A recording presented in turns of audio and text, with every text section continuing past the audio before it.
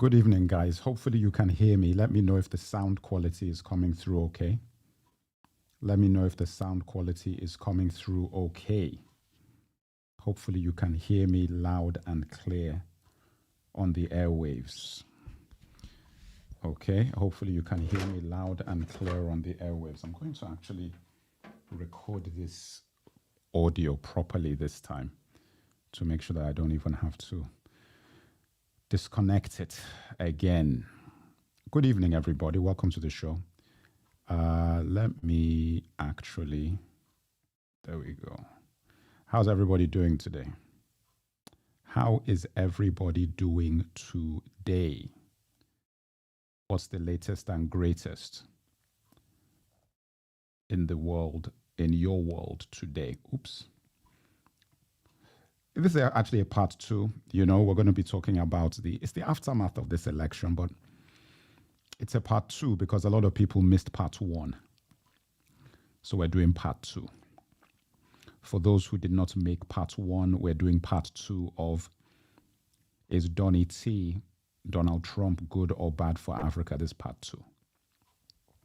For those who missed the first part, that's what we're doing, guys. So settle in.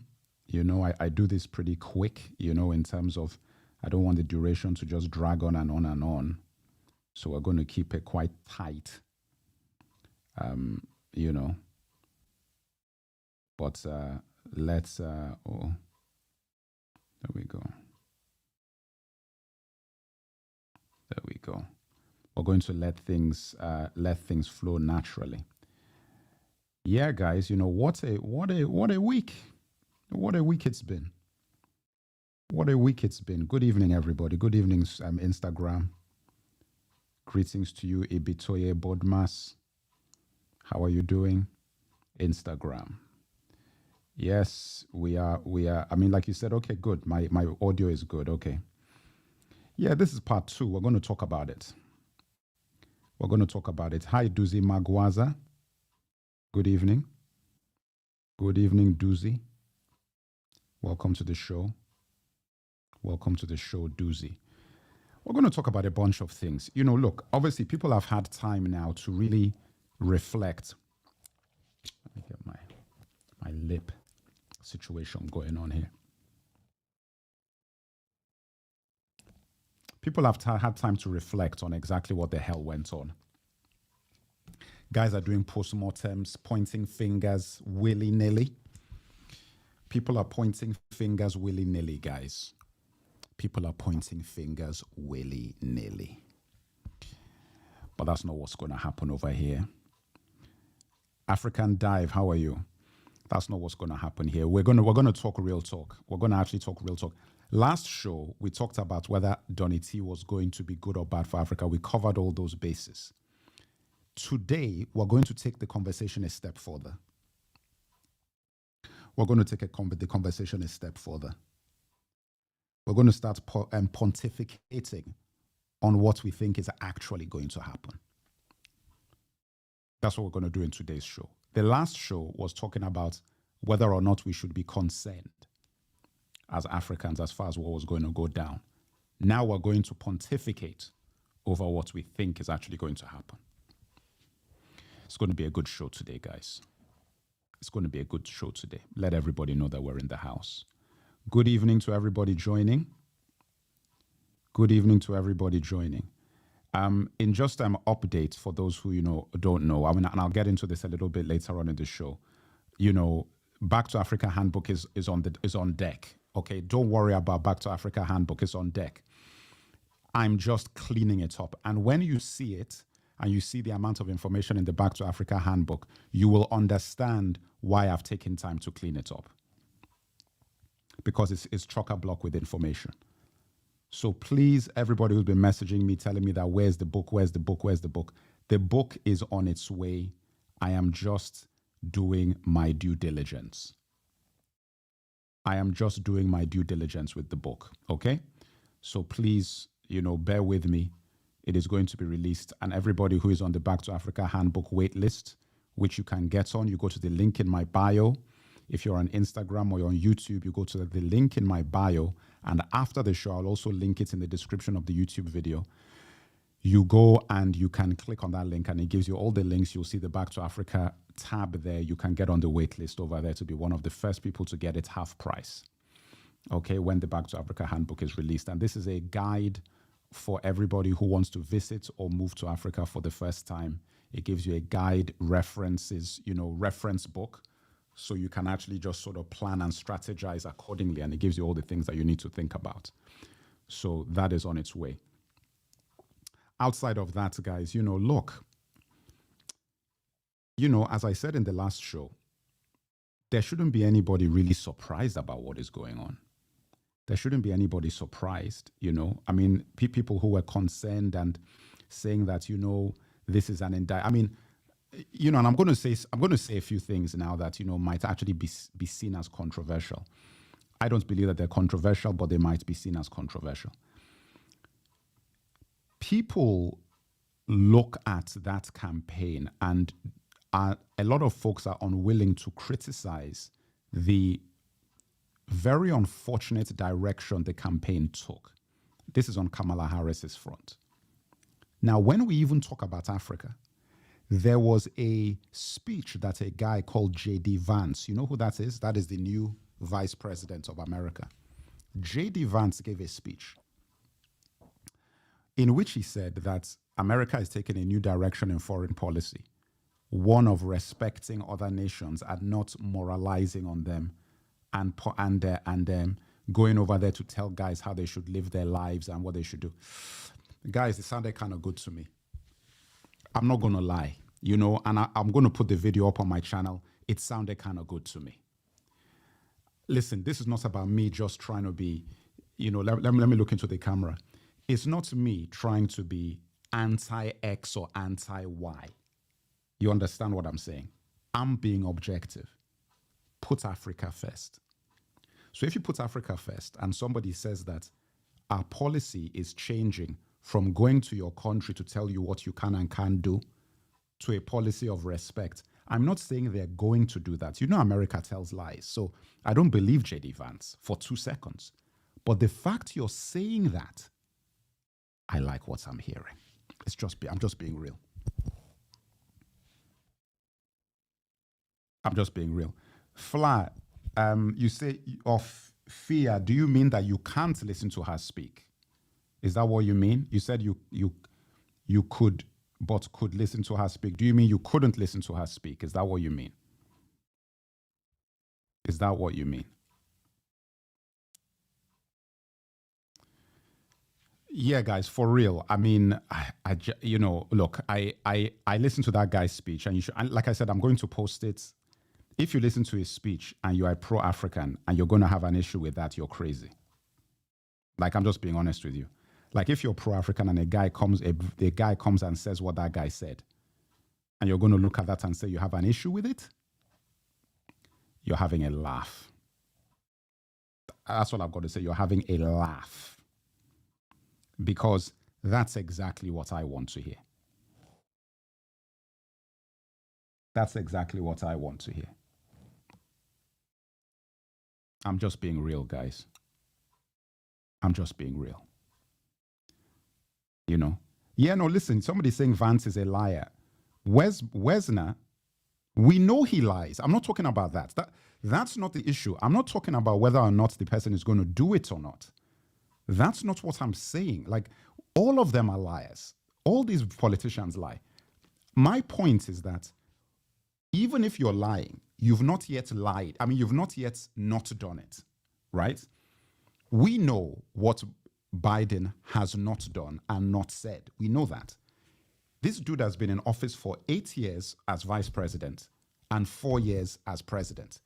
That means we've had Joe Biden for 12 years in power. Joe Biden has been either vice president or president of America for 12 years. What more is he going to tell you? You know what I'm saying? Like, there's nothing more to be said. Second of all, Kamala Harris has been vice president for 4 years. And she was going to Ghana to tell them about LGBTQ. These are just the facts. I saw the footage. Listen, you were on my YouTube channel when I made a video where I was like, Why is Kamala Harris going to Africa to tell people about LGBTQ? Does that even make sense? Like, what are you doing? How is that a primary concern for Africa at this stage in life as of 2023? LGBTQ. I'm not trying to say that LGBTQ shouldn't have rights. That's not my point.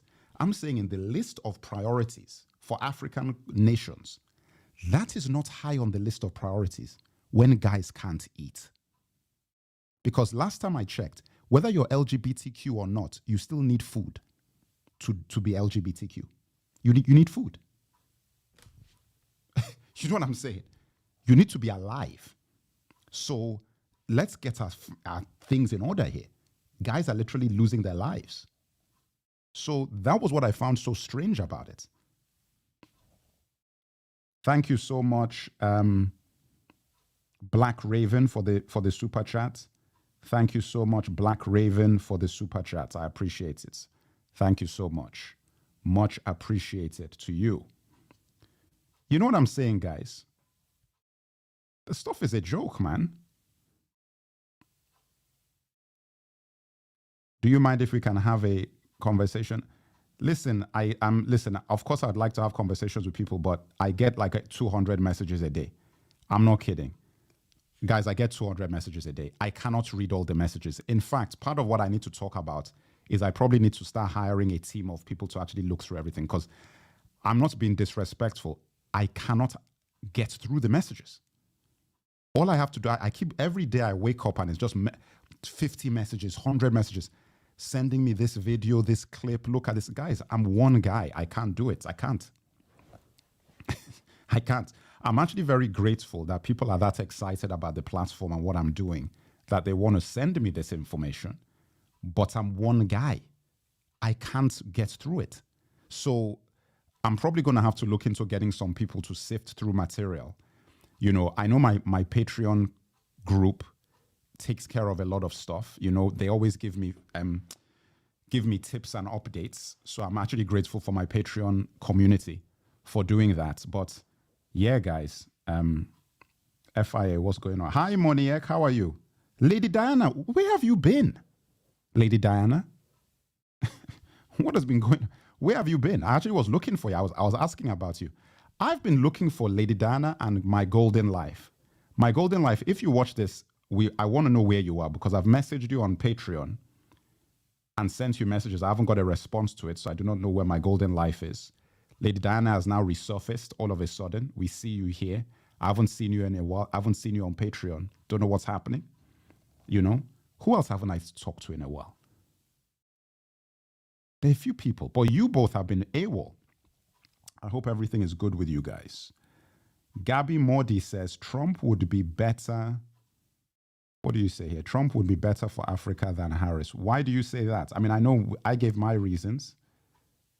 Why do you say that? Why do you say that? You know? That was the last show, though. I mean, we really went into, we did a deep dive last show. So if you haven't seen the live that I did last show, you guys need to go and see the live. What I'm going to do is, it's been a whirlwind. Okay, fair enough. Look, I hope good things. I hope a positive whirlwind. I hope things are being good in a positive way. You know? But yeah, you know, look, I check up on people. Like I said, you know, guys, whenever you come into the community, that's why I always like you to put your names in here, announce yourselves, let me know where you're from, because over time I'll remember you, you know. I don't just see you guys as random bystanders. I'll remember you if you give me your names and introduce yourself every time you come into the community. You know? Anyway, with the Harris statements, I agree with the Harris statement. Let me bring you in, actually, Lady Diana, briefly. Let me put the link in here, the call-in. Guys, that's the call-in link.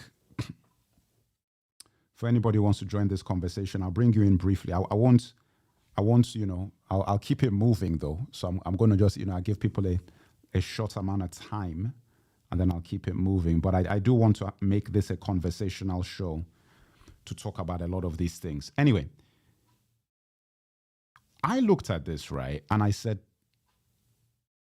when these guys have already been in power and people are trying to make it out as if there is change, I think that in and of itself was problematic, because I looked at it and I said, well, it's difficult for you to argue that this is change when the people who are or the woman who is vying for power is currently in power. And she's not disavowing the direction that the guy that she's been vice president to has been taking for the last 4 years. You know? Okay, no problem, Lady Diana. No problem. Look, I actually feel somewhat bad for her. I said this in the last show. I feel somewhat bad for Kamala Harris because she got put in this situation.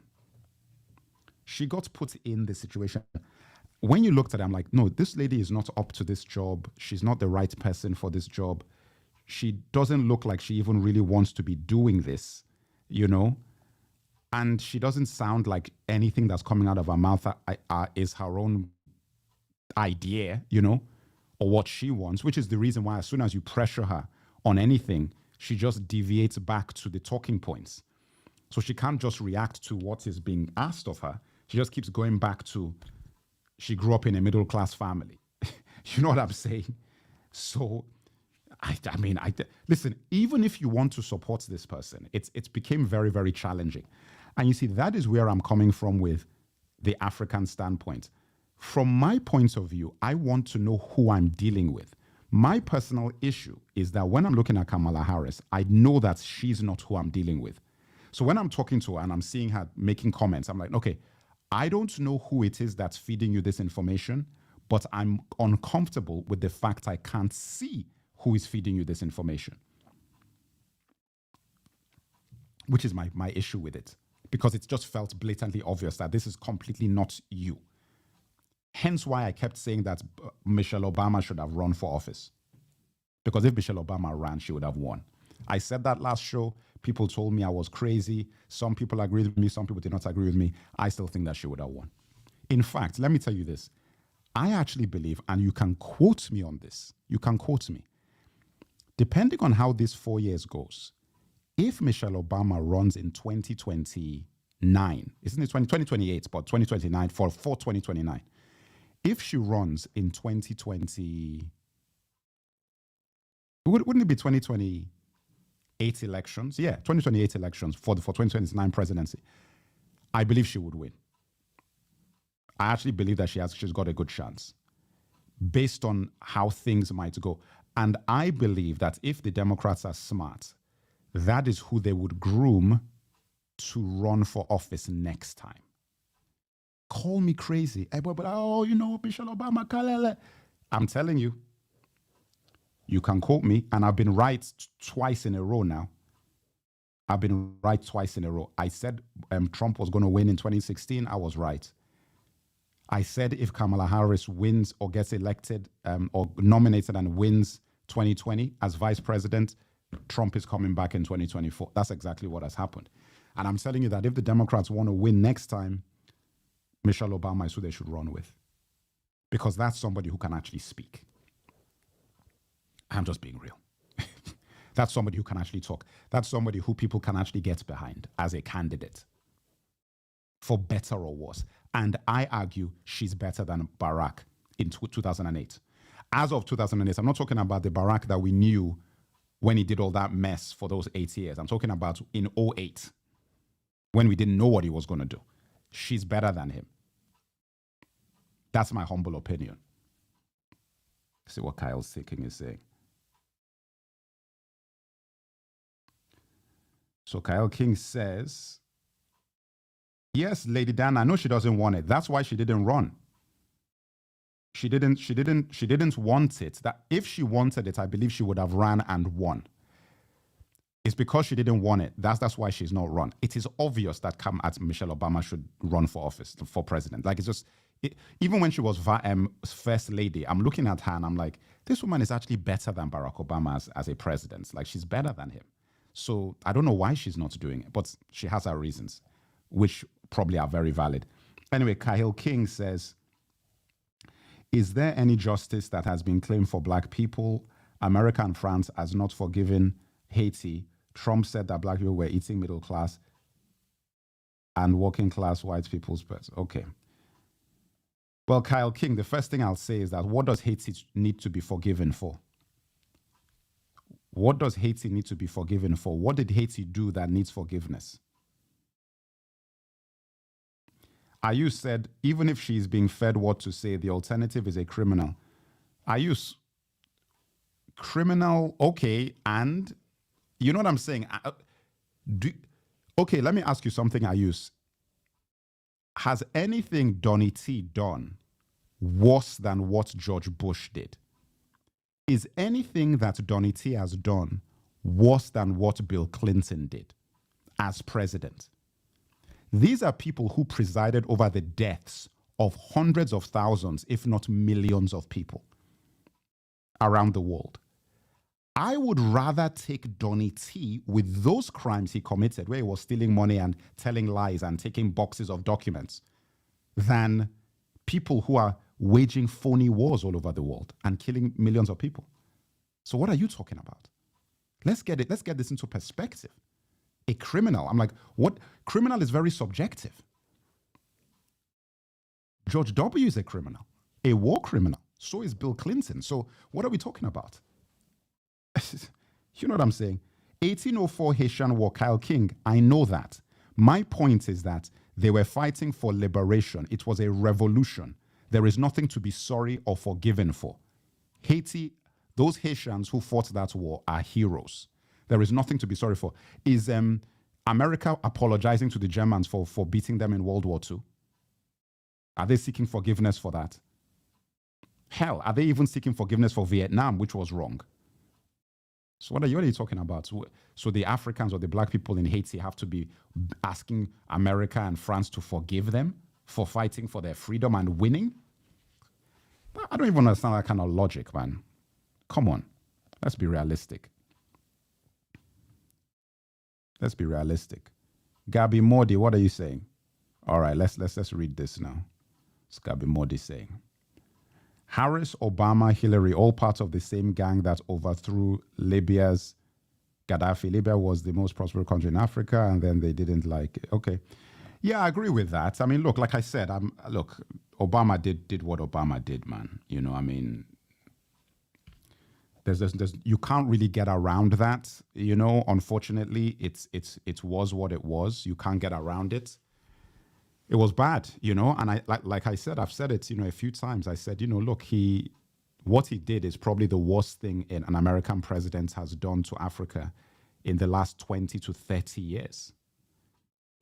I can't even think of anybody who's done anything as damaging as that because of just the domino effect it has had. Because you see, a lot of the issues that are happening in Mali now and Burkina Faso is the residue of what happened in Libya, because a lot of those rebels that destabilized Libya, the offshoot of those guys is who has ended up in all of these countries, causing unrest and instability.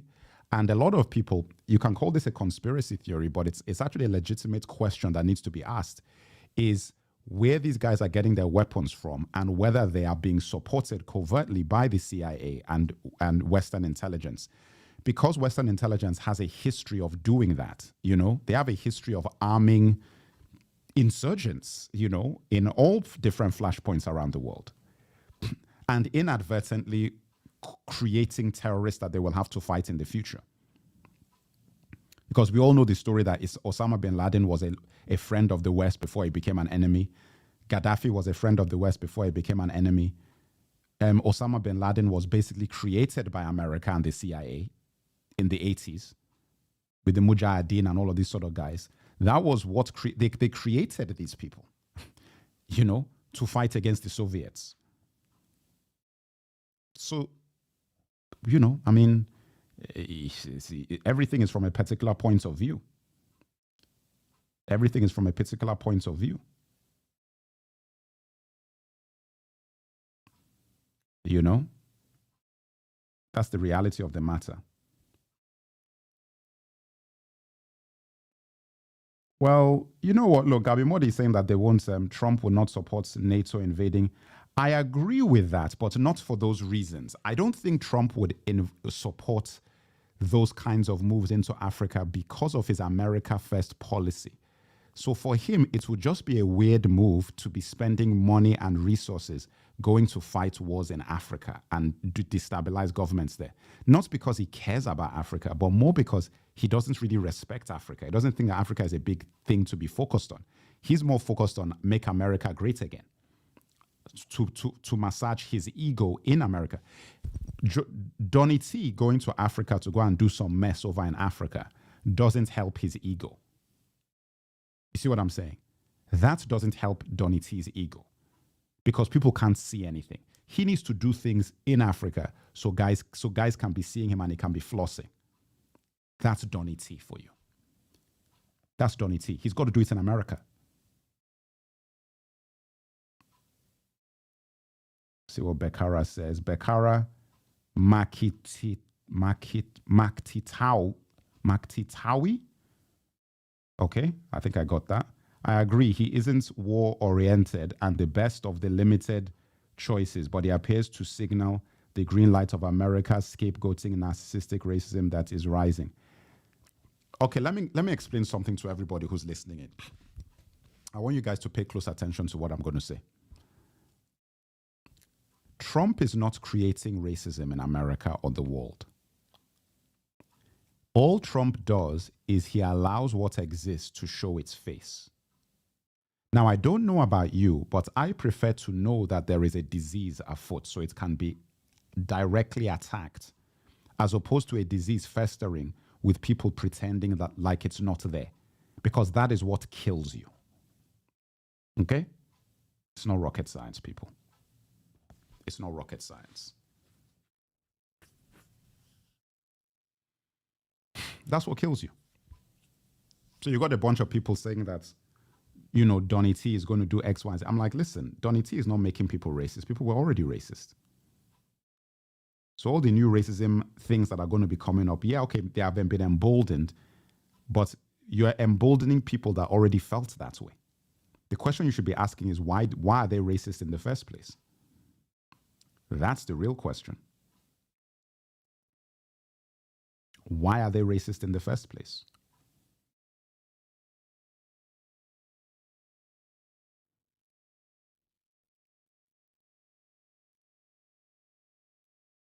Sarita Fan, how are you? Been a while as well. Everybody's coming out of the woodwork today. Nice to see you, Sarita.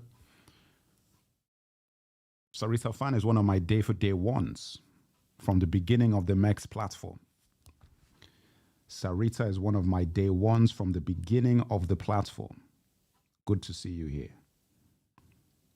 What is it now? 2 years. Damn, man, it's 2 years, you know. Guys, we've been rocking for 2 years. Congratulations to us. Congratulations to us. We've been rocking out for 2 years. Listen, man. Men to youth. What are you asking? What's wrong questions? What are you talking about? What are the wrong questions that are being asked, men to youth? Ianda says, Donny T is not a racist. Is not racist. Donny T is racist. But I always say that Donny T is as racist as any rich white male billionaire could be racist. Like his racism is just functional racism. It's like he doesn't really take you seriously. So when he's lived a particular life, if you look at his history, it's like, yeah, man, look, the guy just rolls with the flow. You know, whatever is going to make him money. Tomorrow he's with the blacks. Next week he's with the Latinos, with the Asians. Right now it's paying him to be allowing this whole anti-black rhetoric that gets thrown around all over the place. Yeah, he's allowing it because it pays him, because the kind of people who are supporting him, that has been a very big factor in giving him his power. The reason that he allows that sort of behavior and that sort of stuff to go on, it gives him his power. Donny T. So I can't call him like, you know, the guy is, you can't say he's not racist, man. You can't. The guy says a couple of things that, you know, you can't. Men to youth, African Stream is on Twitter. Really? Listen, African Stream is done for. They're done for. It's over. Because they've got a target on their back now. So it doesn't matter where they go. The US government is looking at them now. Once that happens, it's finished. They're always going to find an excuse to screw with you. They also have YouTube and TikTok as well. They have all of these guys in their pocket. So they can throttle your views. They can do a bunch of things to you. They can do all sorts of things to you. You know? So for me, I would be very wary about thinking that that's, you know, them moving to Twitter. I mean, look, who is in their look, that's just Elon Musk's channel.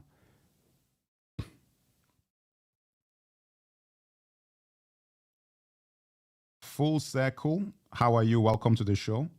Anthony Armstrong, welcome to the show. Welcome to the show. Yeah, man. Look, everybody's afraid. Everybody's afraid. Oh, I'm saying people, same thing they said. The question should be, why are people racist? Yeah, I mean, that's the truth.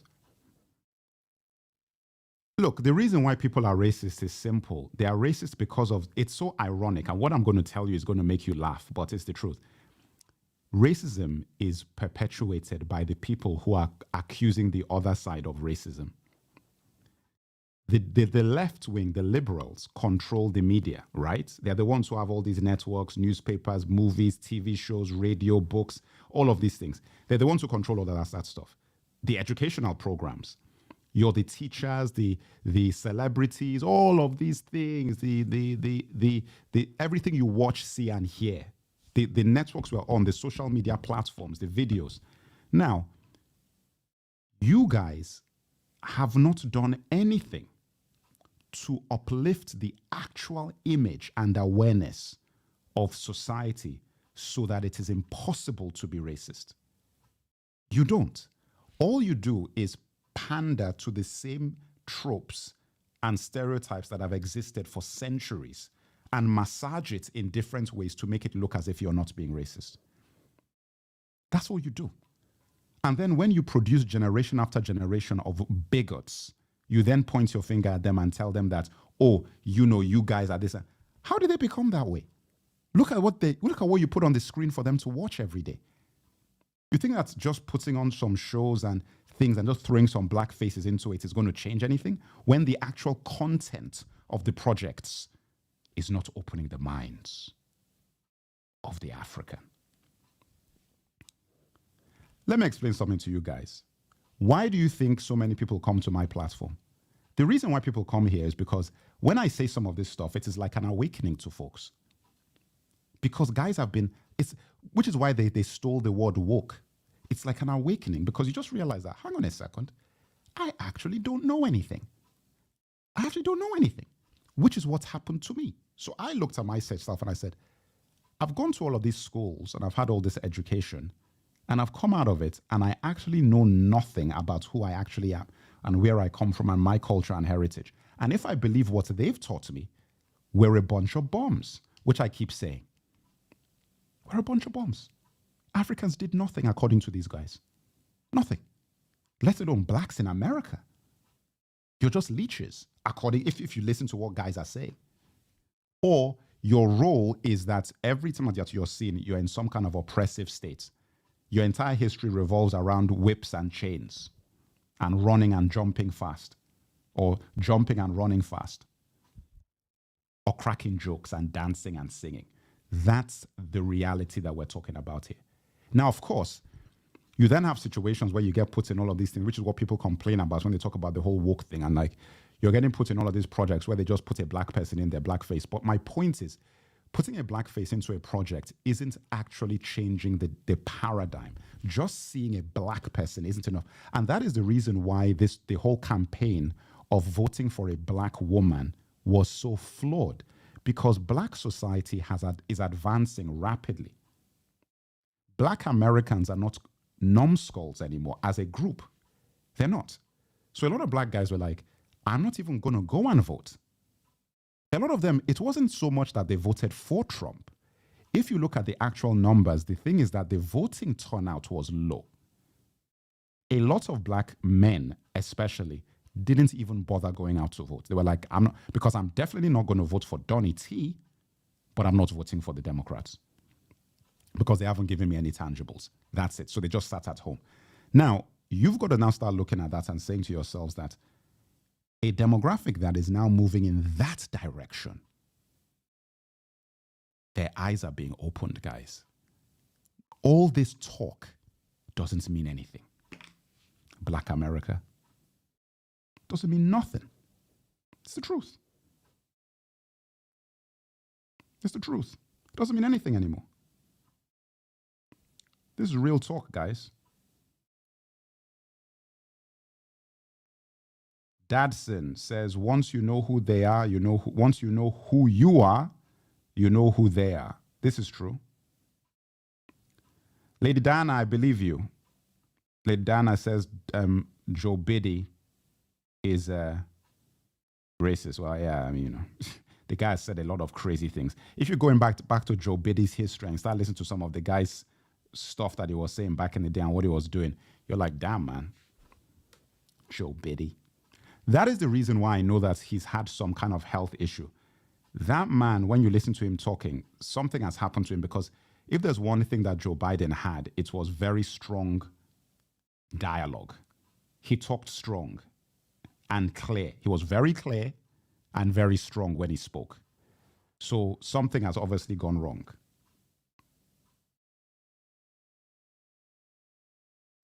So Full Circle says you're not afraid. Yeah, nobody should be afraid. You know, when they're trying to scare you, you know, into making decisions, it's never really a good place. It's never a good thing. It's never a good thing. You know, that's the reason why, look, like I said, you know, we come onto my, oh, by the way, guys, this is another thing I was going to talk about. And you guys, I'm going to ask this in my newsletter. For those who are not signed up to the newsletter, make sure you're signed up. I'm going to ask this in the newsletter, but these shows, I'm not going to keep them on this channel soon. These shows are going to be on my newsletter podcast, because my podcast is attached to Spotify, because these are basically podcasts. These are different from my videos that I do. So I'm going to do the lives versions here. So we'll do the live versions on YouTube. But I want to create a different YouTube channel for the podcast, so that this channel can keep my edited videos, you know, the videos that I edit and put together on this channel, and also, you know, on African history, current, all those sort of videos I make, and then have a separate channel for current affairs podcasts like this, talking, you know, podcasts. And then obviously the newsletter is where you'll be able to watch them as well. You know, that's what I'm thinking of doing, because what I'm realizing is different people like different things. And this channel is now housing a few too many types of videos. So what do you think of that? Should I move these podcast episodes to a different YouTube channel and then link that YouTube channel to my main channel? Or what do you think I should do?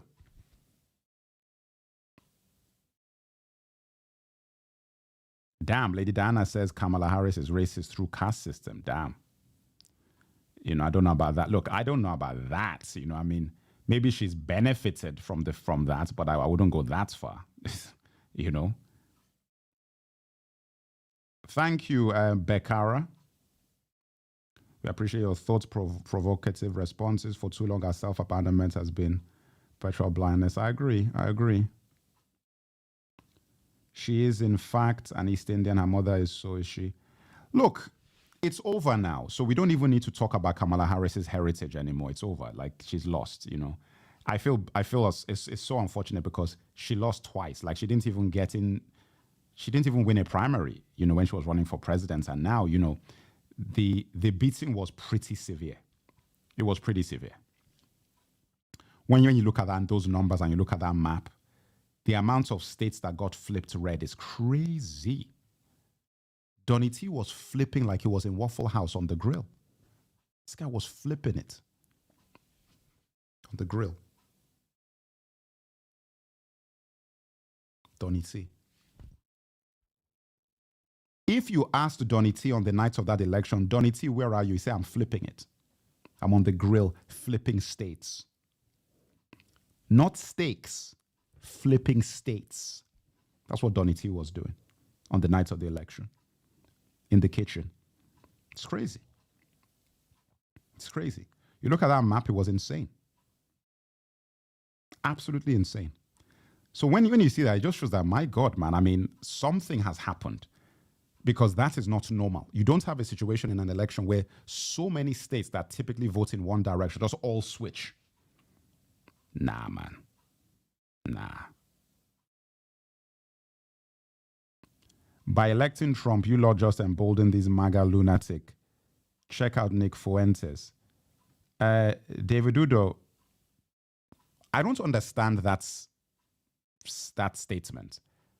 So you vote to stop somebody else getting into office? That's why you vote? As opposed to voting to get what you want? That's a weird way to vote. Because if you don't ask for anything before you vote, then you're not going to get anything. That's what I think. Now, my point is this, is that, look, whichever direction people voted in is their business. I'm not trying to say that. My issue with this whole idea of, look what you've done, you've allowed, nah, we've got to stop that. That's absolutely ridiculous. Nick Fuentes has his supporters and is always going to be there. You're not emboldening him. This is the reality of what America is. Full circle, it's insane. America is red. I looked at that map. The country is red now. It is outrageous. Do you know that the only reason why Kamala even had electoral college votes that even looked semi-respectable is because the states she won, aka California and on the East Coast, New York and all these other places, the states she won have so many electoral college votes. That's the only reason. If those states did not have that many, it would have been a disaster. It would have even been more of a disaster. Because you look at that map and you're like, my God. My God. And he won the popular vote. Come on, man. Come on, man. Come on. Come on. It's not rocket science, people. It's not rocket science. Yeah, man. You know, what is this? Anthony Armstrong. People voted based on the economy. Trump. I'm kind of happy about this because now everyone knows. Yeah, look, I mean, you know what another thing is? This is the funny part about this whole situation that I think is interesting. People have tried to use scare tactics on black folks, you know, and pretty much everybody, you know, about Donny T. Do you know what is so weird about this? Have you noticed the general sentiment in America right now, except those states that were against Donald Trump? It's such a weird thing to see. Like, you go online and you're like, guys are seeming happy. Guys are running around happy and skipping around and whatever. It is very strange because you look at it and you're like, okay, look, on one hand, you go on the media and everybody's crying, you know, and really, really upset and, you know, just despondent. But then you go out into the actual world and you see everybody is like, listen, guys, this whole situation is bananas to me. It is like we're literally living in an alternate reality. That's what it feels like we're living in an alternate reality. Because in all honesty, if you looked at the media right now, you would think that this is the end of the world. Like, you just think the world is over, it's finished. Because I was looking online and because I don't watch television, but I was looking at clips and things, and I was like, wow, man, you know, it feels like the way guys are talking. The way guys are talking, it's over. The world is finished. But we know, is that the case? This loss should not be a surprise. You know, it shouldn't be a surprise.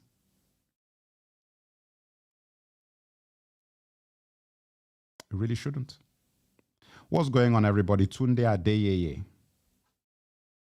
Congratulations to the Democratic Republic of the Yoruba, the newest nation in the world. What are you talking about? What are you talking about?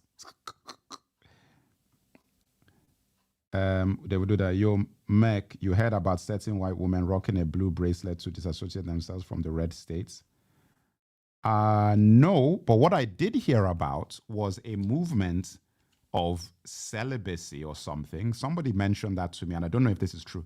Is there some kind of movement where people are going to withhold sex and they're not going to have babies or something like that from men? And I read that somewhere. I do not know if that's true. So somebody might be trolling. Can somebody let me know if that's a troll or if that's true? That there is a movement where women now are going to be withholding sex and relationships with men as protest, and they're not going to have babies or something. Listen, it could be a complete troll. So I don't want to sit here and say that's actually what's happening. But somebody sent that to me, saying that was the case and that there was some kind of movement that was going on. And I was like, that can't be true. I saw one video of a woman saying that, one video. So I do not know if that single person's voice is representative of a lot of people doing that, or if, it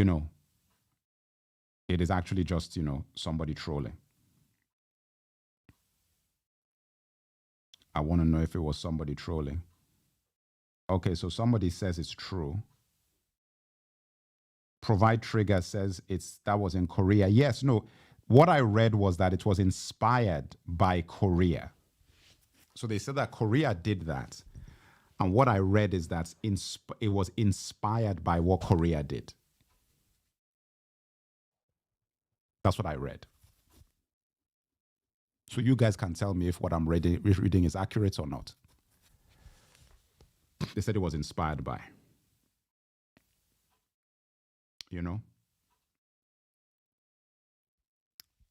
But yeah, man, wow. Tunde Adeyeye, that's not what we're talking about. So I know that you want to talk about that. We're not talking about the United Republic or the Republic of Yoruba in this show. Congratulations if that's the case, of what's going on. But that's not the topic of the show. Tunde. No, with all due respect. What have we got here? All right. Yeah, man. Yeah. No, it was Korea. Korea did that. Oh, but yeah, look. It's going to be interesting. Look, do you know what something else I was going to talk about? This is actually worth talking about here. And I'll probably, how do I even put this? I want to ask you guys a question. You guys can respond to me how you wish to respond to me, but is it the end of the celebrity? Is the celebrity finished? Especially the black celebrity. Because the black celebrity was heavily utilized during this election to try and get black people to go a certain way, and it didn't really work universally in terms of, like I said, percentage-wise, a lot of percentage of the black people that did voted for Kamala Harris, right? But that's the point. A lot of black people were not willing to vote for Donny T, but they didn't want to vote for her. So they just didn't vote at all. So what this means is that the celebrity influence didn't have as much influence as it typically has. It didn't have as much influence, guys. What say you? What say you? Because I feel like it didn't work.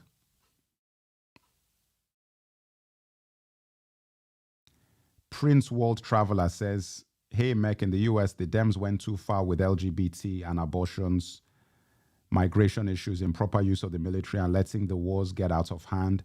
That is how a 34-time felon can win the election. Don't make any mistake. The felonies that they put on that guy was part of trying to stop him winning. They were trying to stop him willing. But I would say this, it was a very big mistake, the abortion thing. Really big mistake. Like Kamala Harris would not stop talking about it. I was like, yo, do you realize who is in America? A lot of women in America are like evangelical Christians. That's most of the middle of America are Christians. They're not down for that. It doesn't matter how you try and slice it. Like they're not, if you run your campaign and that is your campaign slogan, it's when I kept seeing that, I'm like, yo, look, you can have that as your policy. Don't run on that. Don't like keep saying it as this is one of your cornerstone things, because that is a surefire way to just alienate the middle of America down the line. You can just forget about those votes. Forget it. Because you've got a brown-skinned woman talking to white women in middle America about abortion.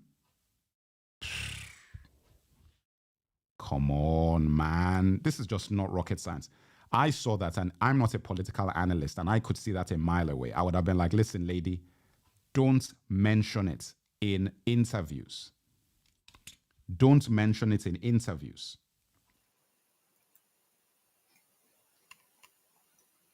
Hold on. Cool. Okay. All right. Welcome to the show, Chosen. Hello.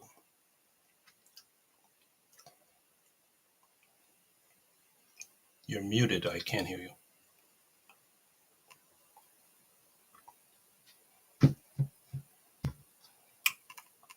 Hello.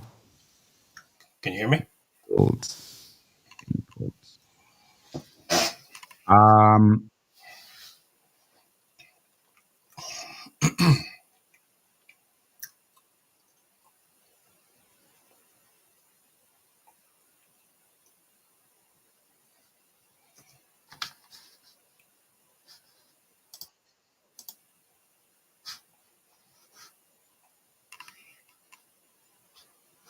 Why can't I hear you?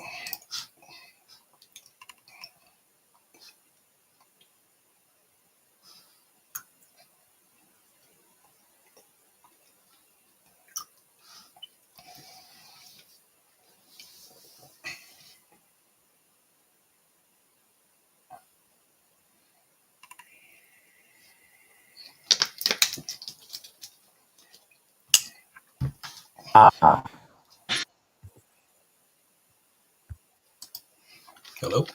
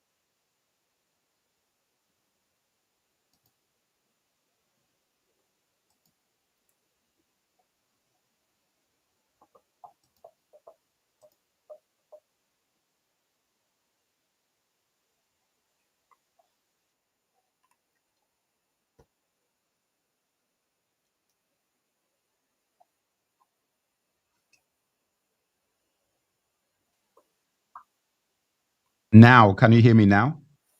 Yeah. Can you hear me? Yes, I can hear you. Okay.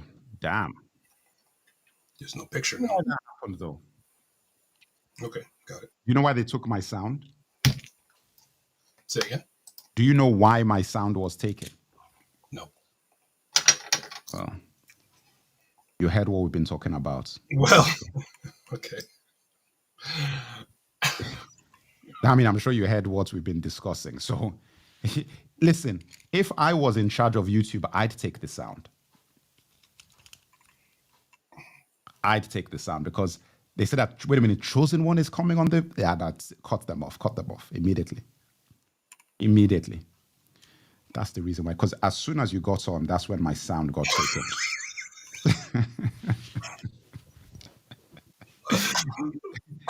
It was like everybody said that my sound was great before you got on. Then all of a sudden, everything, I had to reset the whole thing. All right, look, let's get into this. So, look,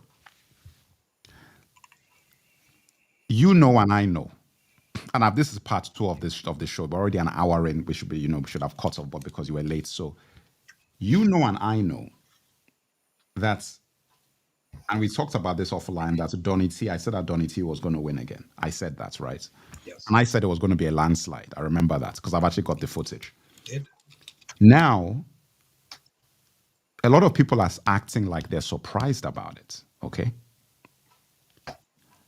I don't know why. That's the first thing, but it shows that a lot of people are out of touch. But another thing that has come to mind is celebrity is finished. The age of the celebrity is over now. That is what this signifies, is that, do you know the number of endorsements that she had from literally everybody? I wouldn't even say the biggest names. Literally every name in the industry of entertainment endorsed her. And you lost the popular vote. That's what. Yeah, that's what surprised me. I think I've told you already. I thought it was going to be a lot closer than I. You did, yeah, you did. But I think the reason why people are surprised, and I think I was with you when the assassination attempt happened, right? We were in lockstep saying, this guy, you might as well not even have the election. Oh, yeah. But then the Democrats had their own assassination attempt when they got rid of Biden, right? So I thought, maybe there was a sliver of a chance. But no, this is not good. Yeah, no. Moniek, how are you doing, Moniek? Welcome. I think I said hi to you when you were in here. To your point on the celebrity thing, yes, I think you are correct. That day is done. And you know what? It's one of those things where you kind of look at the landscape and you look at what, movie stars and all of that, people coming out of the woodwork having their own sort of say in who's good and who's evil. But there's even a shift going on right now in the film industry. We're now having conservative movie studios being erected. Yep. So, and those movies are making money. Correct. And there's a big major franchise that's in limbo right now. In particular, a lot of people are citing it's because it's gone woke, So it's like, I think. Blade? Say again? Blade? No, Ray. Oh. So, things are changing. If your eyes are open, you'll see. It's just things are shifting and the old tricks aren't working anymore. So guys better be careful. It's not working. And I actually think this is part of why I said it's, look, I mean, it's hard this is the thing I have to realize is that this platform was like a mistake, right? And when I say a mistake, it's like I never planned this situation. So I have views that I realize that, no, man, I have some pretty radical views about things. And all of a sudden, you've got a platform where people don't really know. Are they radical, though? They're not radical. No, I'm glad you said that. They're not radical. But radical is subjective. It depends on your perspective of where your North Star is. So my views are radical only if you're living in the matrix. If you're not living in the matrix or you want to get out of it, my thoughts are not radical. And I'm not talking like, oh, this red pill or what. None of that. It's just basic common sense that you look at a situation like this with her, and people cannot engage with the fact that if you want us to vote for this person, when I say us, I'm talking about the people who complained about it. You need to tell us what you're going to do for us in order to get the vote from us. Telling us that this guy is dangerous is not enough anymore, because you said that twice before. You said that in 2016 and you said it again in 2020. It's not enough. So the fact that people cannot engage with that, and then they just start putting out celebrities to tell grown-ups what to do. Who gives a damn what Eminem says? People are going to vote for somebody because Eminem said so? Well, okay. That is, I mean, no, but I'm just being real. Like, do you know what it means to think people will vote a particular direction because of Beyonce? Single ladies are the single ladies. They vote for Biden. Don't do that. Don't do that. I'm just saying. I'm just saying. That is what is going to determine a vote. Wait. Come on, man. We're grown-ups here. And I'm being real. The reason why I'm doing the dance and this sort of stuff is that is literally what it is. You'll get somebody who'll get on stage and go, bam, bang, and then after doing that, get on a microphone and say, Kamala, come on. It's 2024. You can't expect when people cannot eat. They can't buy groceries. They can't pay for utilities. That a woman doing the bird or whatever the hell that Megan Thee Stallion is doing, I watched that event. Somebody told me Megan Thee Stallion was twerking on stage. I said, you're lying. It's a lie. I said, you're lying. Why are you lying? The guy was like, no, it's true. I said, come on, man. Why are you lying? You know that I believed it was a lie so much that I didn't even look for the footage. The footage found me. I was scrolling, and then I was like, wait a minute. Is this Megan Thee Stallion? Because I saw her in like a tie, like a sort of tie thing and like a little top and whatever. And then there were all these women on stage twerking. I was like, wait a minute. Is this? And I was like, oh my God, this is the rally. That's how I saw it. And I was like, who sanctioned this? Who sanctioned this? Once you do that, you see, that in combination with talking about abortion in a country like America, where you've got, like I said this before you got on, you've got so many evangelical Christians in the country. Anybody would tell you, you can have that as a policy, but don't use that as your marketing thing. Don't go on the campaign trail and keep saying that over and over again. Reserve that for when you're in California or when you're in New York. When you go to the States where that is something that is a big thing for them and they are openly talking about it, do it there. But when you're just generally campaigning in the country, this woman would not stop talking about reproductive rights. And this is the crazy part about it, Chosen. And this is what people need to understand. That is a very, very slick move. When you say reproductive rights, what comes to mind when you hear that phrase? Women's rights, abortion. Yes, it's a positive thing. Women's rights, and it is the right to reproduce. That is what any normal person would think when you hear that. Your logical trajectory from that statement isn't to have an abortion. It isn't a normal way that you would think when you hear reproductive rights. You wouldn't think, oh, that means to terminate a pregnancy. It's not something you would think about. That is the reason why they keep phrasing it that way.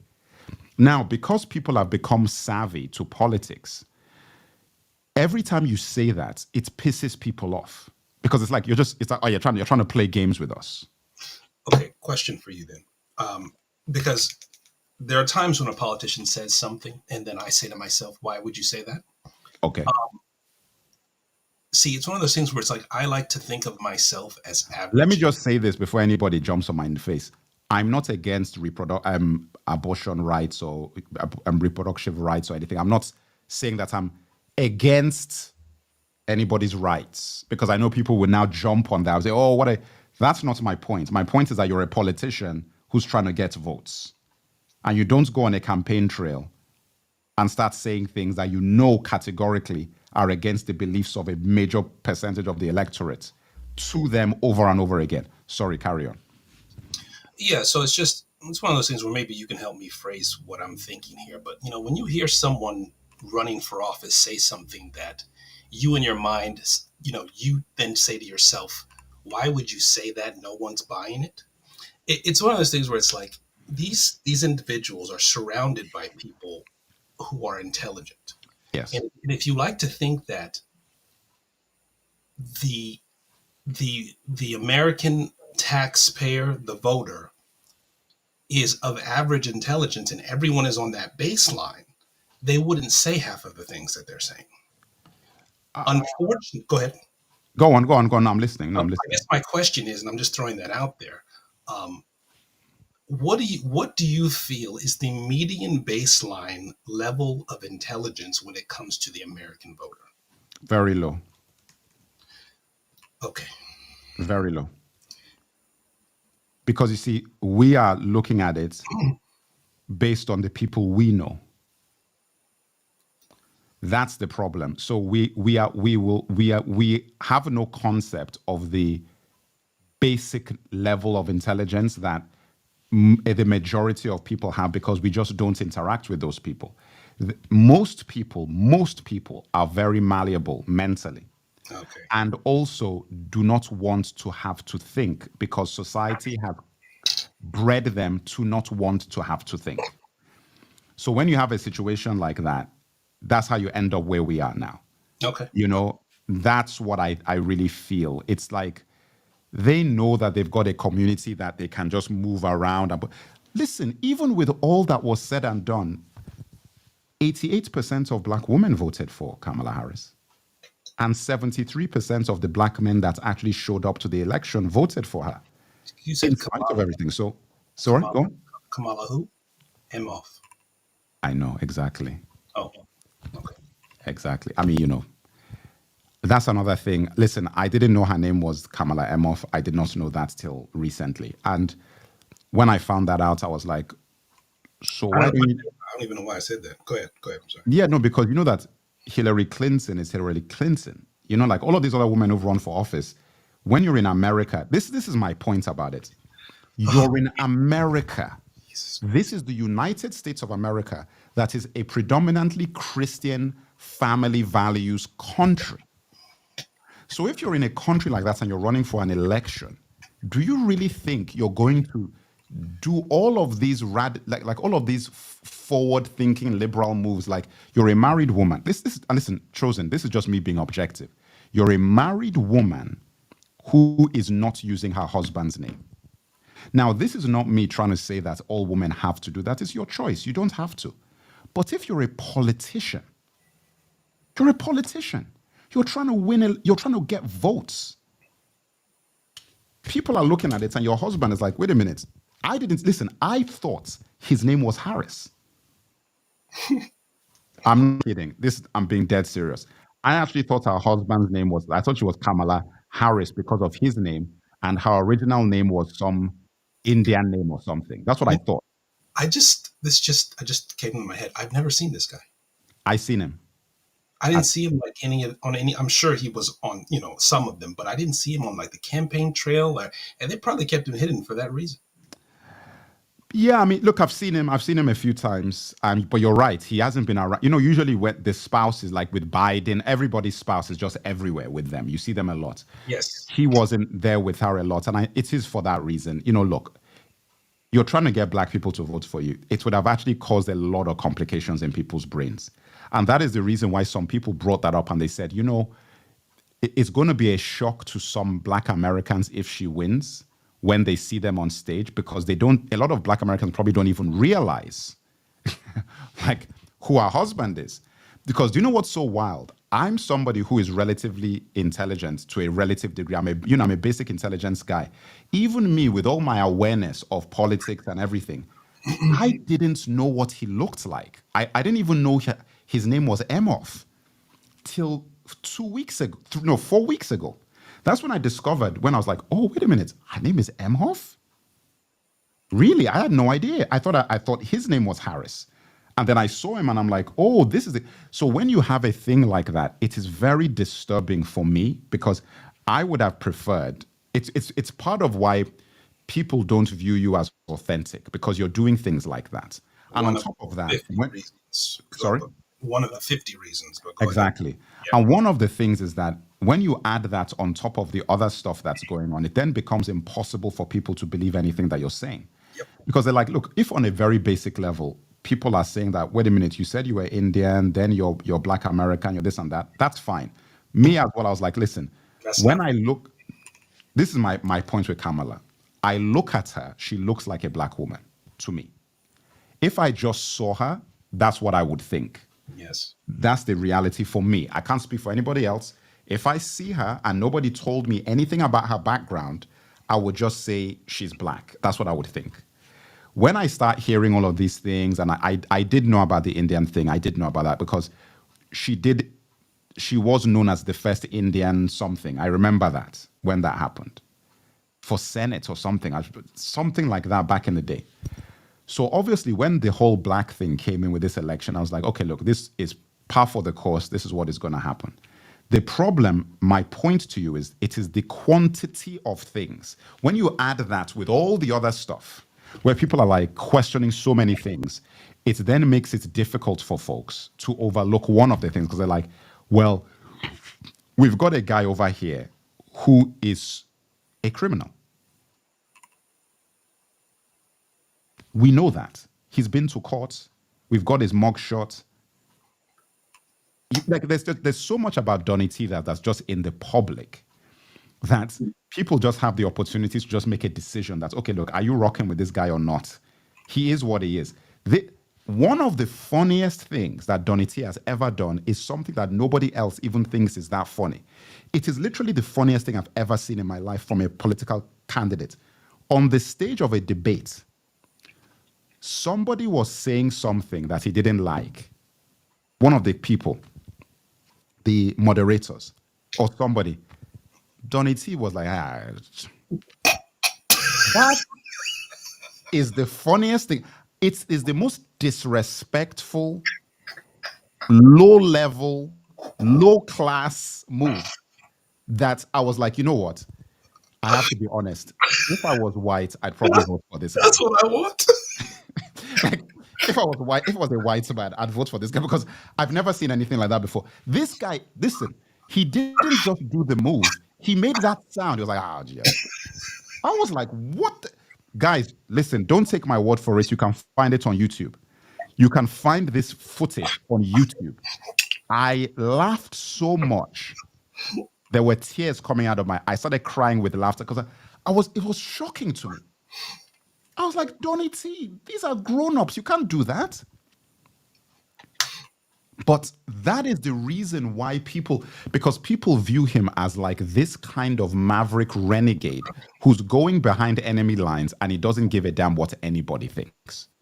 That is what that move means. It's like when a guy does that on a debate stage, I was like, I couldn't fathom it when he did it. I was like, wow, man, that's crazy.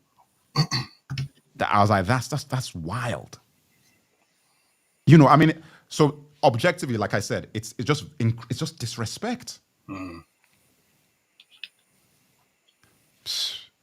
Yeah, man. So look, for us, you know, and as I said, you know, and in terms of African situation is concerned, it is what I said to folks. Because the celebrity is gone, as we've talked about, and it's over with, you have to think that we're now in the Wild West. It's now the Wild West. There is no wrangler anymore. There's nobody to go and put in a call and say, go and wrangle the blacks. You see what I'm saying? There's Well, nobody. is it possible that because I like to think that my enemy is a step ahead of me. So let's just, do you believe that they knew that this day was coming? I'm going to say something very dark, Chosen. Do you want me to say something real dark? Yeah, sure. What I'm going to say now might need to be deleted from this broadcast. I'm going to ask the community who's listening in. Should I say what I'm going to say? Say yes or say no? Everybody in the community, type into the chat. Should I say what I'm going to say? Because what I'm going to say might get this show deleted. Yes or no? What I'm going to say might get this show deleted because what I'm going to say is very dark. Yes or no? I'll wait for everybody to respond before I continue with that line of thought. In the meantime, while people are saying yes or no as to whether I'm going to say what I was going to say, do you know who somebody said should be press secretary? Guess who they said should be press secretary? Alex Jones. You know what? They said that if Alex Jones becomes press secretary for America, nobody will miss a press conference. It will be one of the biggest shows on television every week. Do you know the viewership for White House press conferences if Alex Jones is the press secretary? Trilateral commission. That would be the most entertaining thing that you ever see in your life. Alex Jones. I just put it out there because somebody said that and I laughed and I was like, you know what? That would be hilarious. People are saying yes. Chosen, should I say it? That's what the people want. No, I'm asking you. Yeah, I'm waiting. Chosen, let me tell you something. All this stuff that is going on, what I believe is it is controlled chaos. We are supposed to react like this to a Donity presidency. Everybody is up in arms. Everybody is whatever. The reason why everything doesn't seem to make sense to you is because it doesn't. You see all the questions you asked about how do sensible, smart people make such dumb mistakes? Okay, but just to be clear, I'm leading up to what I think you're about to say. That's why I asked that question. I am fully aware of what you're about to say. And that is why I keep sort of putting breadcrumbs there. But go ahead. It's not a mistake. Mm-hmm. Something dark is happening in humanity. The story that we're living in has been getting written for thousands of years. Whether we're heading into the book of Revelations, I don't know, but we're heading for something. Whether there are aliens already on this planet, I don't know, but something is happening. In order for this wheel to keep moving, he has to win. Because him getting put in this position creates a level of energy that is required to keep this ball moving. Because the alternate possibility makes no sense. These are the supposedly the most intelligent human beings in America, and they're this dumb, where a random guy on the internet, aka the mech, can see what they can't see. What are you talking about? Like, this is some of the smartest people in the world. And they're making mistake after mistake after mistake after mistake. Then Obama gets out and then starts talking down to black men. This guy is not an idiot. Do you think that Obama doesn't realize what that is going to do? Are you that confused that you think that is going to be a positive thing for the campaign? None of this makes sense. Listen, guys, we are in the midst of something. Something is going on. And you know who knows what's going on? I want everybody to go and look up a man called Vladimir and look at his picture on Google. That's a man who knows what's happening. Go and look up, and don't just look up any picture of Vladimir. Look up latest image. The latest. Because when you look at that guy's face, he knows what I'm talking about. Because there are certain people out there who, when you look at their faces, no, but Joseph, I don't know why you're laughing. I'm being serious.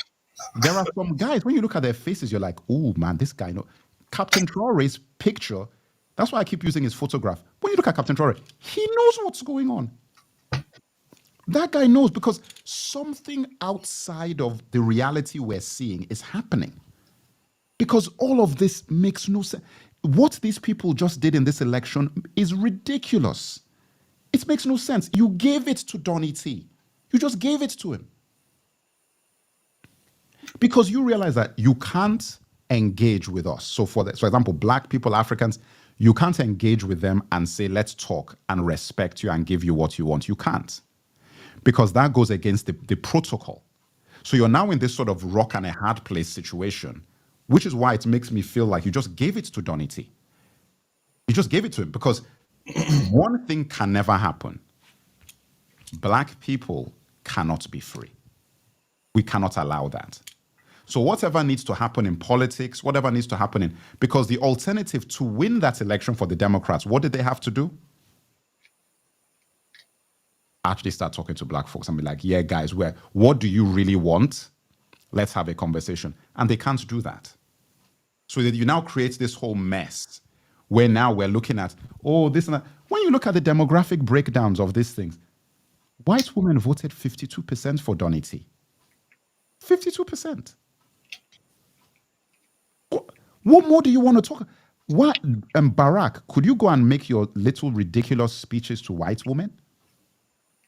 That's who you should be talking to, not black men. Talk to them. The reason why you're losing these elections, they're the reason why you're losing the elections.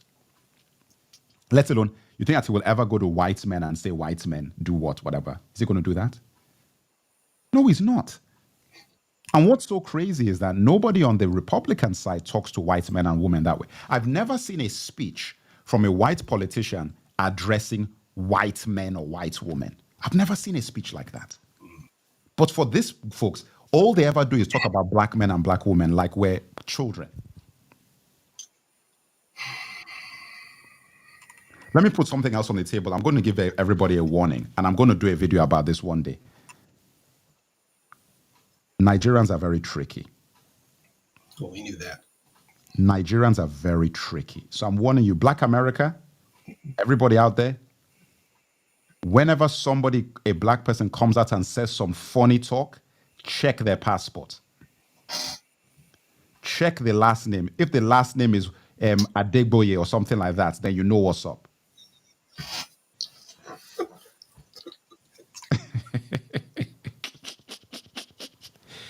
These Nigerians running around. Be very careful because I've seen a lot of slick talk online.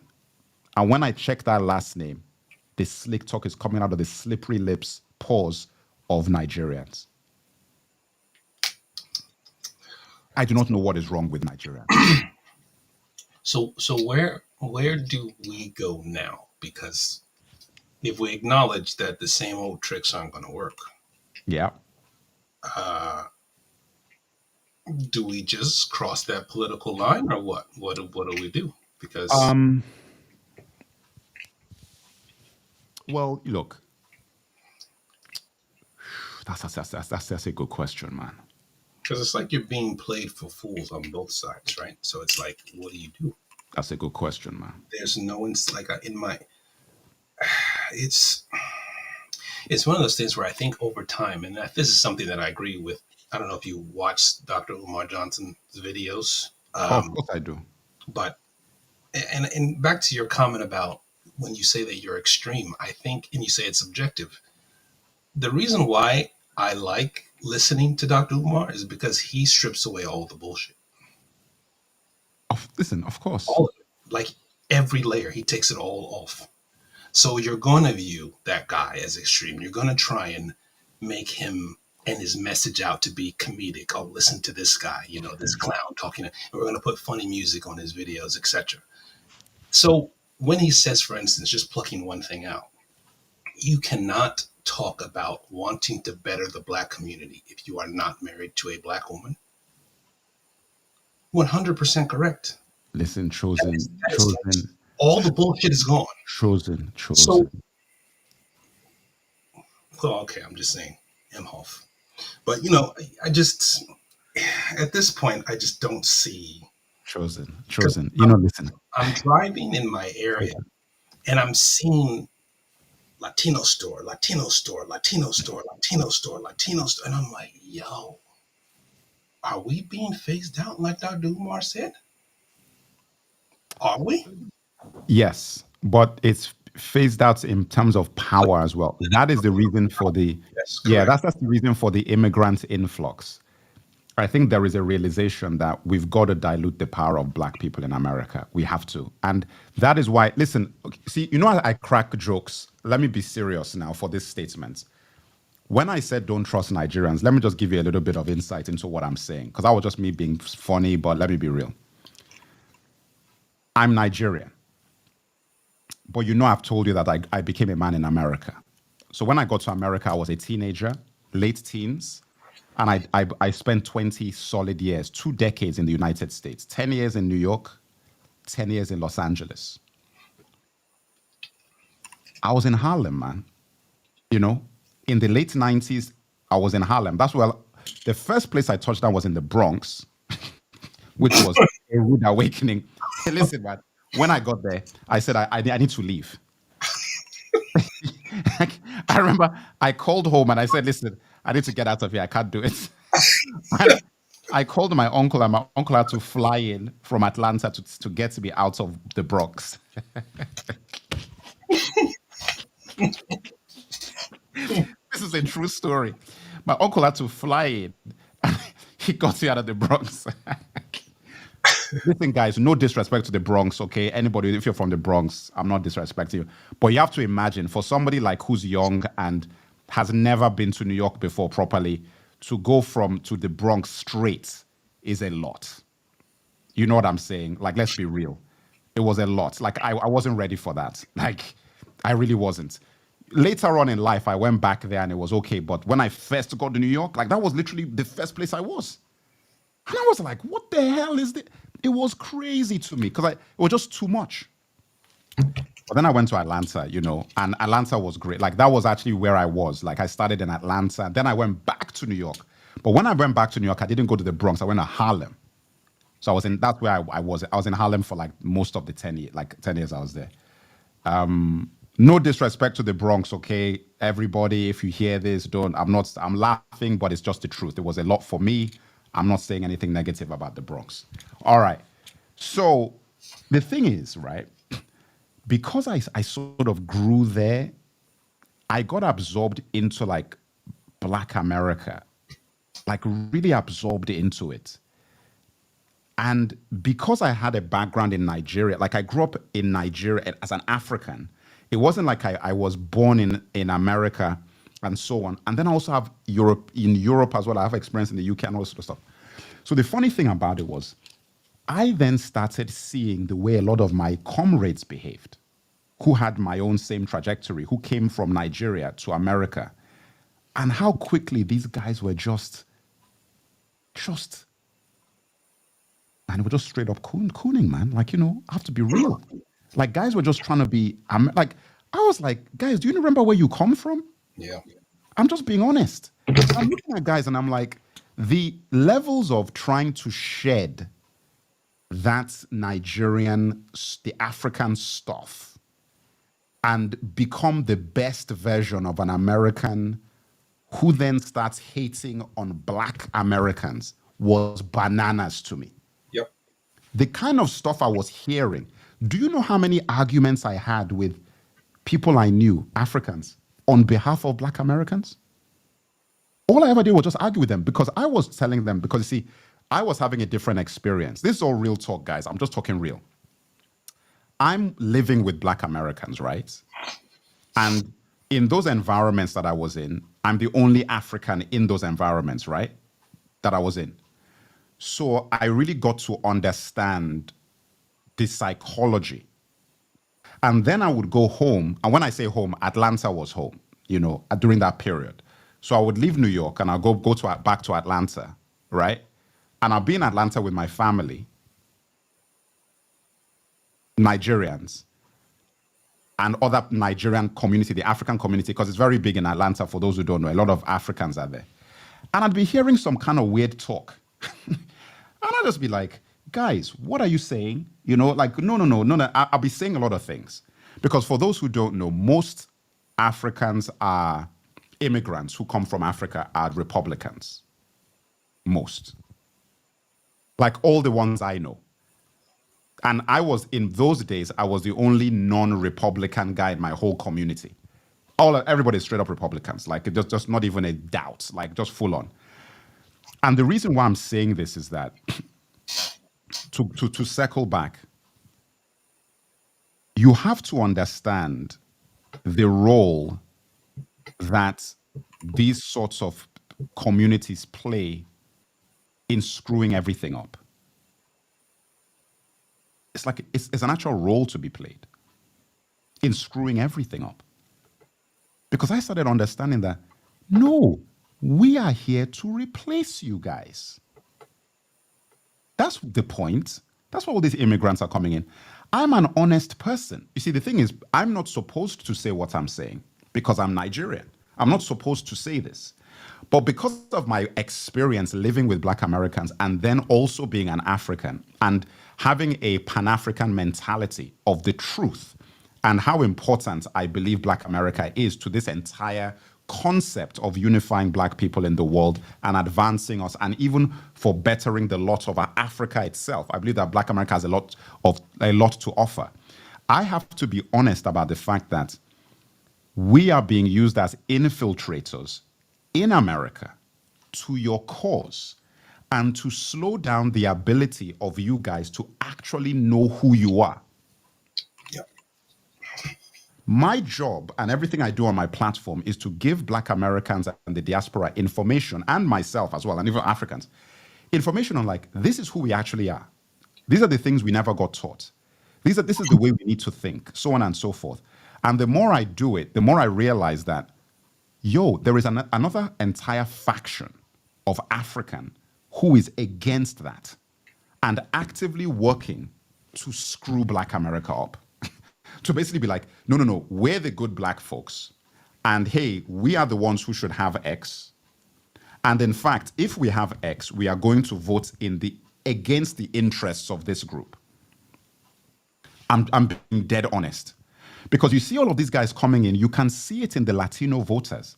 Those guys who came over from Cuba in the 80s, Tony Montana times. I'm being real.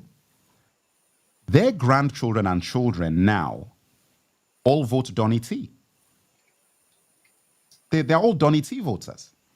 It's not rocket science, because from their perspective, their parents were escaping Castro. So it was obviously feeling like they were being saved by America. But you have to remember that a lot of Latinos, Latino is not a race. It's not a race. It's a culture. There are a lot of Black Latinos, but there are a lot of white Latinos. And a lot of white Latinos who believe that they've assimilated to become white Americans. And most definitely separate themselves from Black people in America. We're definitely not them. That's for sure. And part of not being them is voting for Donny T. That's part of it. It's like part of not being them is voting for Donny T and voting for all of those sort of things. So when you think about it, like, I then understood that, this immigrant crisis is not a mistake. This immigrant crisis is not a crisis. It's an operation. Chosen, it's an operation. Because they know that we need to get these guys over here, give them everything and the kitchen sink. They're going to be loyal to us. And then they're going to have babies. And their kids are going to be taught what needs to be taught. And within 1 or 2 generations, all these Black Americans, people who keep whining about reparations and all that sort of stuff, we won't even need to worry about them anymore. Because they will be outvoted and outgone. They'll be over. So let me ask you this. Talk to me. So if that's the plan, and if I believe that's the plan, yes, who's a threat to me now? Everybody. Okay, so if you're a threat to me, see, this is, how do I say this? Because there's a particular group, religious group, who has a lot of power. and I read what the textbook told me happened X hundred years ago. Mm-hmm. And I'm looking at the circumstance now, and I'm looking at what's being reported, and I'm looking at how false it is or how one-sided it is. And this is the absolute basic level. So everything I know about what happened at that point in time in our history in across the Atlantic, how much of that is no, never mind. I'm not No, going. go on. I'm listening. Go on. I'm looking at the landscape now, and you know how you can tell how someone is going to spin something? You Mm-hmm. can tell how someone is going to write something, this happened this way, but they'll leave 10 other things out that give it a ton of context.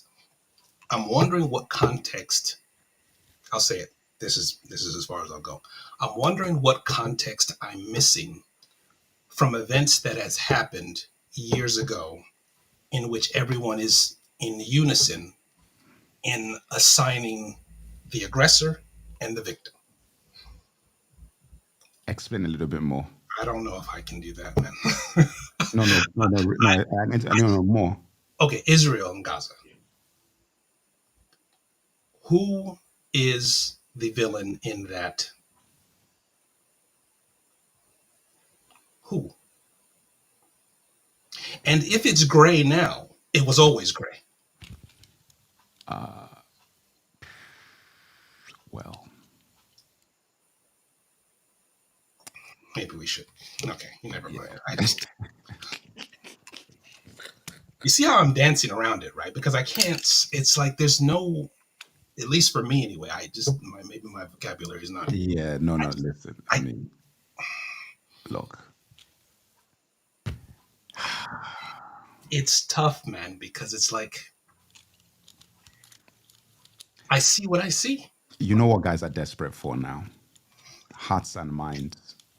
That's what they're desperate for, because that's why the media and entertainment there's a scramble for the news networks, television, everything. Because guys realize that, my God, do you know how this happened? Social media. They lost. People do not go to television for their info anymore. That's how this all happened. So you have individuals on YouTube and Instagram and YouTube, really, and all these sort of places who have shows, and that it's changed everything.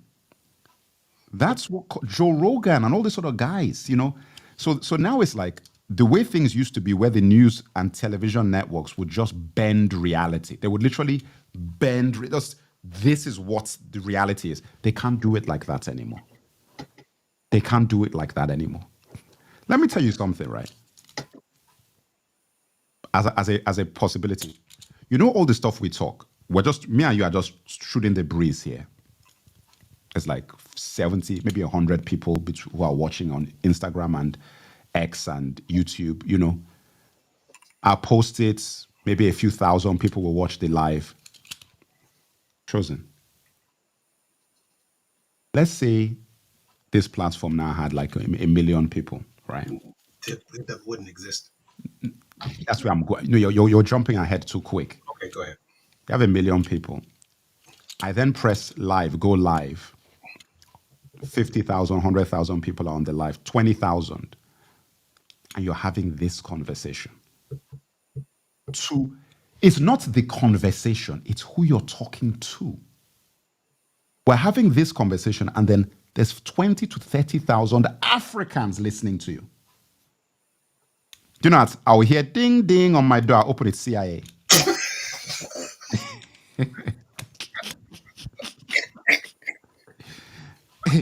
Listen, man, I'll be getting deliveries, and I'll be opening the curtain like this, It's the postman. I say, show me your ID. Postman, leave it at the door. Put it at the door. I'm not opening the door. Delivery, Uber Eats. I say, Uber Eats, put it on the doorstep. I'm not letting anybody in here. That's how I'll be living at that point. Listen, no, Chosen, we can laugh about it, but I'm dead serious, because this is how real it is. I got it. This is how real it is.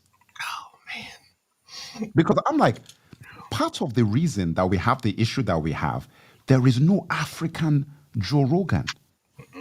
There's no African version of any of these guys who, when the person presses upload or talk, 2 million people watch it. Can you imagine? Then somebody like that now says, Captain Traore, come and talk, and brings him on the show. And have you heard Captain Traore's speeches? Listen, man, I'll bring Captain Traore and I just give him the mic. I won't even say anything. I just get a translator there and just give him the microphone. I just say, just talk. Because that guy does speeches. That other guy, PLO Lumumba or whatever, the Lumumba dude, go and listen to his speeches. We don't have anything like that. So the point is that because we don't have anything like that is the reason why people keep getting bamboozled. The second you have something like that and somebody can press upload and say something of substance and 20 million, Club Shay Shay, 70 million views, Donald Trump interview, 50 million views, chosen. Do you know the views an interview with Captain Traore would get if it was a proper interview? Do you know the kind of views you would get? A sit down with 3 of them. Imagine you put 3 of them in a room. I wouldn't do that. Very dangerous. Yeah. I wouldn't do that because that's a death sentence for me. Yeah, that's dumb. I'll be collateral damage. Because they said, yeah, we've got the target here. Sir, there's a 4th person in that room. Who is it? The mayor. Press the button. Collateral. Yep. So I don't think I'll put myself in that position. But the point is that you need to have something where people like that can speak to us. Because that is what I'm now seeing, that there is a battle for hearts and minds, and we are the only ones not playing that game. We're the only ones not playing that game. And that is very, very worrying to me. Everybody body is wrestling for that. It's like, how do we get control of the hearts and minds? We need to have systems to get the word out. In the meantime, Africans are twerking and rapping and doing Afro beats and buying Benzes and doing bling.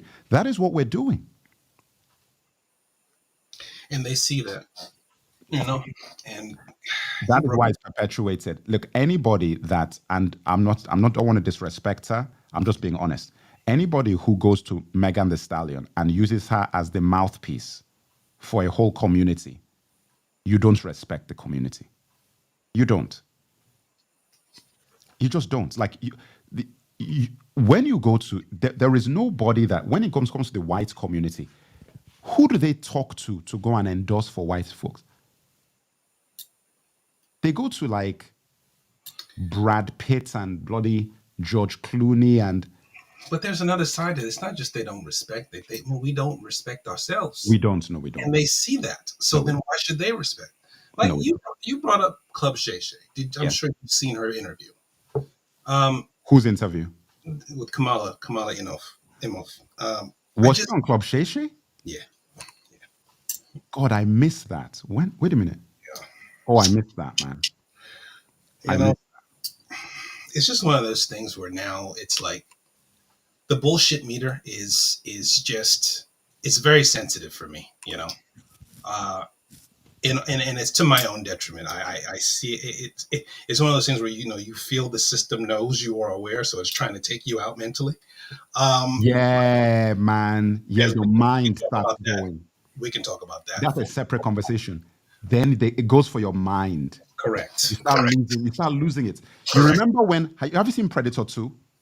Yes. When Danny Glover first saw the Predator, I was like, I must be losing him. That scene is basically because you're not losing it. Let me tell you something. You and I know when you watch that scene, Danny Glover knows he saw the Predator. We both know you saw it. Yep. You're not losing it. Yes. But that's exactly what happens to you. Just like, yes. Like, what is going on? Just doing everyday stuff in life. It'll try and mess with you. It will mess with you.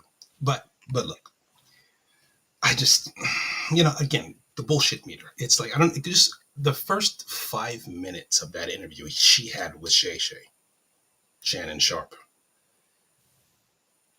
she came out before she hugged him and she said, "Auntie's here. She said what? Auntie's here. Auntie." Lie. No, I swear. Lie. I swear. And I'm like, Auntie. So now she's auntie to us. When she was locking up her nephews. Okay. Yeah. But Man. you see what I mean? Where it's like, yo, you have two black people, prominent black people, who are doing an interview talking about us, talking about what's, and it's like, no, it's this whole conversation is, the integrity is just not even there. I just, and back to your, not everyone sees this because obviously it got 70 million views. And if you like to think, I would like to think of myself as average intelligence, but unfortunately that's not the case. And that's not good news. It isn't. My goodness, man. But you know what? I feel like, based to what you're saying,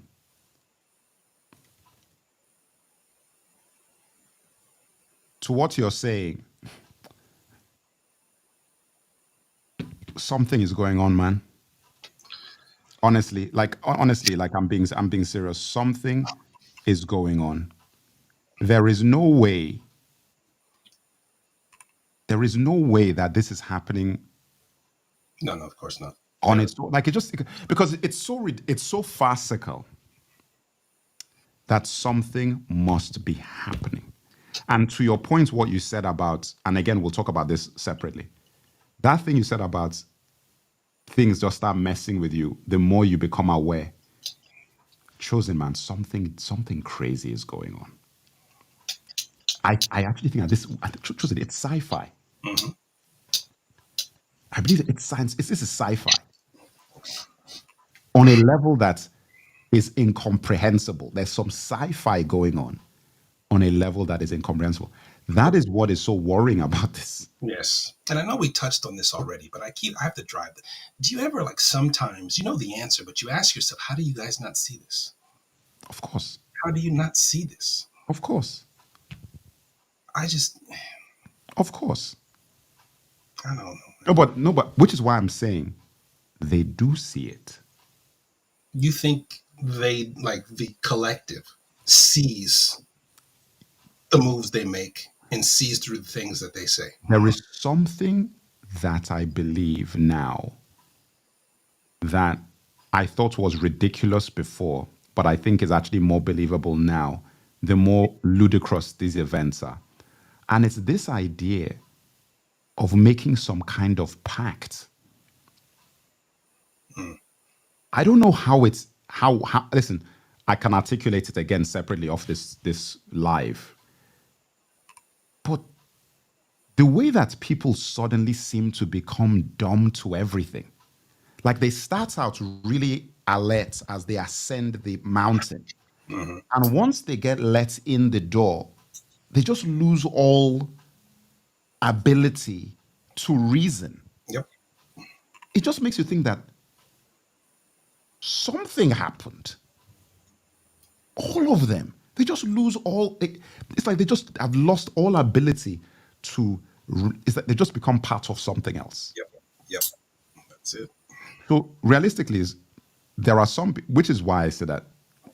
I know what we've laughed and everything. Donny T is not one of those guys. That's the problem. He's like this sort of weird. He's a weird anomaly in a way. Correct. Yes. It's like his father gave him money, so he didn't really work for that. Mm-hmm. Then he became a playboy. So he wasn't really in, but then he was still sort of making money, but he was like a celebrity. The real glitch happened when he decided to run for office. But the reason why he decided to run for office was his ego. Mm-hmm. Not because he really wanted to be president, it's because they told him he couldn't be president. Yeah. And everybody that correspondence dinner, the Obama one where they all laughed at him, that was the villain origin story. Mm. That was the villain origin story of Donny T. When you look at his face, all that is going through his head, I'm going to show these guys. Mm-hmm. I'm going to show these guys. I'm going to show these guys. Then he becomes president, and all of a sudden, which is why I say he's like this guy that was never supposed to be in that position, that is now in that position, but he's not part of that thing. That's why it's just a mess that people don't know what to do. It's like, Yeah. what do we do with this guy? Mm-hmm. Because he just isn't one of those guys. But people respond to that, which is the reason why even you and I, when we hear him talking, we laugh, laugh, laugh, laugh, laugh. But there is something about him that is magnetic because he isn't like that. Yes. So even though he is racist, I believe he's racist, but as racist as any billionaire white guy is going to be racist. That's what I believe. He is misogynist, 100%, but as any billionaire white guy would be misogynist, he is. All the things you say about him, all of this stuff is true. But at the same time, and this is going to sound weird to say, he's a real person. Like, he's actually a person. So when you hear Donald Trump talk, you do not hear a politician. You hear a guy that you may or may not like Trying to sell you something. trying to sell you something. Yeah. And whatever you may think of the man, half the people voted for him. Half. Over half. So whatever news machine promotion is trying to convince you that, the majority of us are on the side of good against him, no. Do you know what is amazing? He won the popular vote and won in a landslide. Yeah. In a climate where pretty much the entire media is against him. That is an achievement. That is one hell of an achievement, because it makes you think, what if they were for him? Oh. This guy would have won 90% of the vote. It would have been the biggest win in the history of elections in the world, because he did this in spite of all of that, like everything on the kitchen sink. So you almost want to say that maybe it's because of the pressure against him that made him win because maybe if they supported him, he wouldn't have won by such a big margin. You've got to think that, because honestly, like right now, Barack, wherever he is, that guy must. Oh no, can you still hear me? Yes. Damn. Hold on. Give me a second. My camera. I think my camera. Yeah, it froze.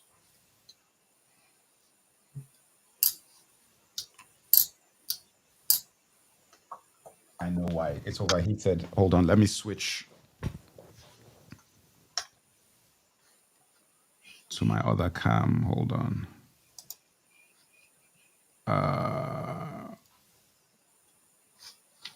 Audio camera. Let me see. FaceTime. Okay, this camera is going to be.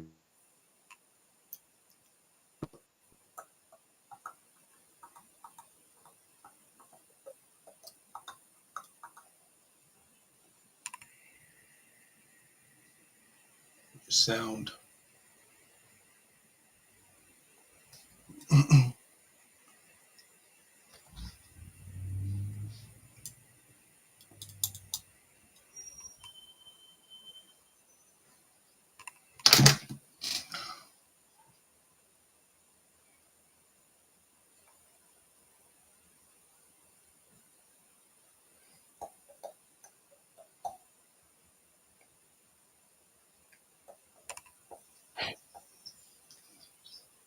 Everybody loves Cody.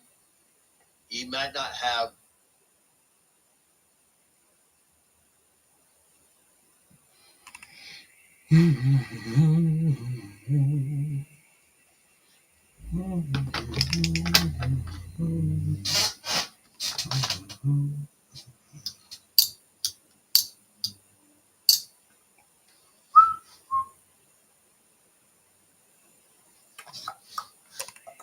All right, can you hear me now?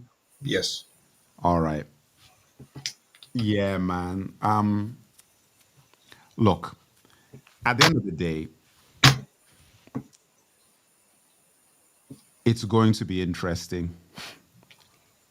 You know, the next 4 years is going to be interesting.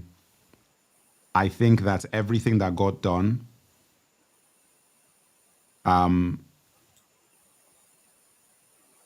has created something that can't be put back in the bottle now.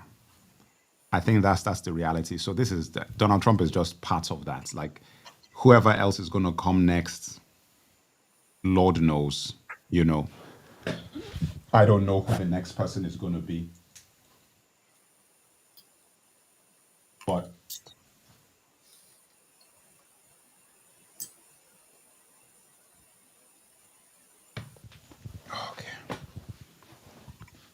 okay. I think my camera just got back. I don't know who the next person is going to be. Hopefully, this thing won't.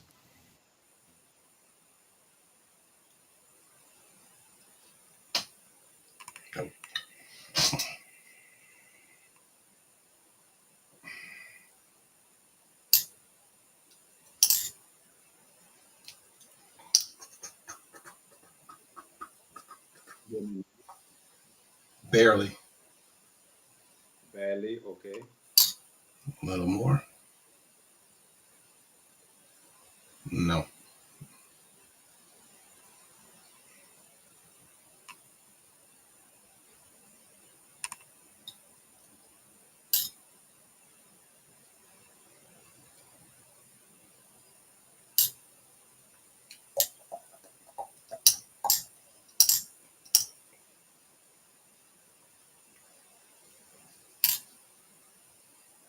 Now, Yes. anything? Yep.